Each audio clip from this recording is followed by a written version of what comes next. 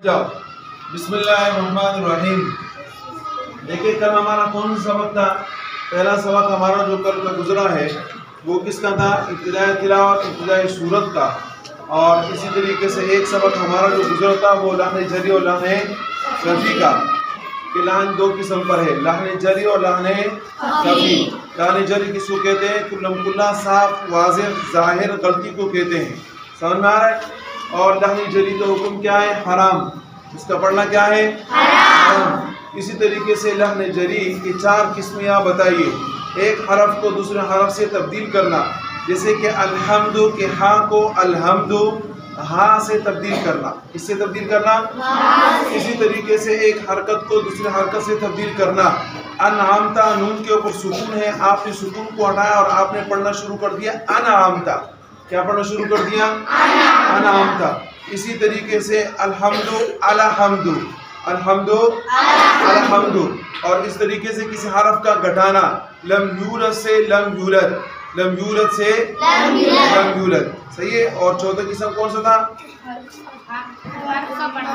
किसी हरफ को बढ़ा देना, जैसे कि बिस्मिल्लाह से बिस्मिल्लाह। सही है।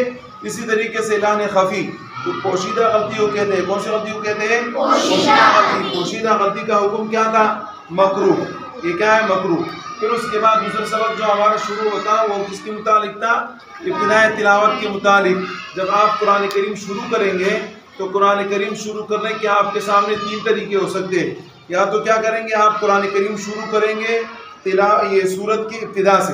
किससे करेंगे? सूरत की इब्तिदा से। इसका नाम है इब्तिदाई तिलावत, इब्तिदाई सूरत। इब्तिदाई तिलावत, इसका हुक्म क्या है? ताऊज़ भी पढ़ना है, तस्मीह भी पढ़ना है। औज़ु बिल्लाहि मिनश शैतानिर रजीम, बिस्मिल्लाहिर्रहमानिर्रहीम, कुल हुवल्लाहु अहद। और दूसरा तरीका आपके शुरू करने का ये है कि आप सूरत के बीच से शुरू करें। किससे शुरू करें? सूरत के बीच से शुरू करें। इसको कहते हैं इब्तिदाई तिलावत, दरमियानी सूरत। इसका नाम क्या है? इब्तिदाई तिलावत, दरमियानी सूरत। इसमें ताउज़ का पढ़ना ज़रूरी है। तस्मीह आपको देखेंगे कि अगर इसके बाद जो आयत हम पढ़ना चाह रहे, अगर वो आयत अज़ाब है तो हम क्या नहीं करेंगे? हम तस्मीह नहीं पढ़ेंगे। और अगर आयत रहमत है तो फिर उसके बाद हम क्या करेंगे? तस्मीह पढ़ेंगे। इसी तरीके से तीसरा तरीका तिलावत के शुरू करने का ये है कि हम तिलावत करते करते करते हमारे सामने नई सूरत आ रहा है। नई सूरत क्या हो रहा है? सूरत की इब्तिदा हो रहा है, जिसको कहते हैं इब्तिदाई सूरत दरमियान तिलावत। इसका नाम क्या है? इब्तिदाई सूरत दरमियान तिलावत। इसका हुक्म क्या है कि बिस्मिल्लाहिर्रहमानिर्रहीम पढ़ना है।